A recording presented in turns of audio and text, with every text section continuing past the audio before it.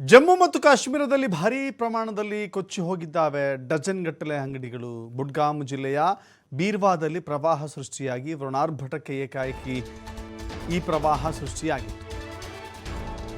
ಜಮ್ಮು ಮತ್ತು ಕಾಶ್ಮೀರದಲ್ಲಿ ಇಂಥ ವರ್ಣನ ಆರ್ಭಟ. ದೇಶದ ನಾನಾ ಭಾಗದಲ್ಲಿ ಮಳೆ ಇಲ್ಲ ಅಂದರೆ ಒಂದು ಕಡೆ ಅತಿವೃಷ್ಟಿ, ಇನ್ನೊಂದು ಕಡೆ ಅನಾವೃಷ್ಟಿ ಇದೆ. ಒಂದು ಕಡೆ ಪ್ರವಾಹ, ಇನ್ನೊಂದು ಕಡೆ ಬರ. ಹಠಾತ್ ಪ್ರವಾಹಕ್ಕೆ ಹಲವು ಅವಾಂತರಗಳು ಸಂಭವಿಸಿದ್ದಾವೆ. ಪ್ರವಾಹದ ರಭಸಕ್ಕೆ ಕೊಚ್ಚಿ ಹೋಗಿದ್ದಾವೆ ಅಂಗಡಿಗಳು.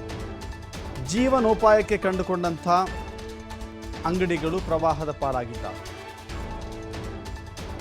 ಜೀವಕ್ಕೂ ಕುತ್ತು ತರ್ತಾ ಇದ್ದಾವೆ ಭೀಕರ ಪ್ರವಾಹ. ನೋಡ್ತಾ ಇದ್ದೀರಿ ದೃಶ್ಯಾವಳಿಗಳಲ್ಲಿ ಪ್ರವಾಹದ ಭೀಕರತೆ ಎಷ್ಟರ ಮಟ್ಟಿಗಿದೆ ಅಂತ ಹೇಳಿ. ದೊಡ್ಡ ದೊಡ್ಡ ಕಟ್ಟಡಗಳೇ ಹೀಗೆ ಕೊಚ್ಚಿಕೊಂಡು ಹೋಗ್ತಾ ಇದ್ದಾವೆ. ಎಲ್ಲಿ ಅಂದರೆ ಬುಡ್ಗಾಮ್ ಜಿಲ್ಲೆಯ ಬೀರ್ವಾದಲ್ಲಿ ಪ್ರವಾಹ ಆಗಿದೆ. ಜಮ್ಮು ಮತ್ತು ಕಾಶ್ಮೀರದಲ್ಲಿ ನೋಡ್ತಾ ಇದ್ದೀರಿ ಒಂದು ಬೃಹತ್ ಗಾತ್ರದ ಕಟ್ಟಡ, ಹಳೆಯ ಕಟ್ಟಡ ಹೀಗೆ ಏಕಾಏಕಿ ನೆಲಸಮವಾಗಿದೆ.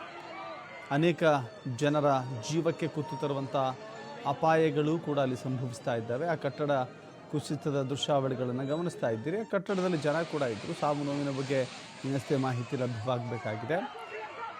ಭೀಕರ ಪ್ರವಾಹದಿಂದ ಅನೇಕ ನಷ್ಟವಂತೂ ಆ ಭಾಗದಲ್ಲಿ ಉಂಟಾಗ್ತಾ ಇದೆ.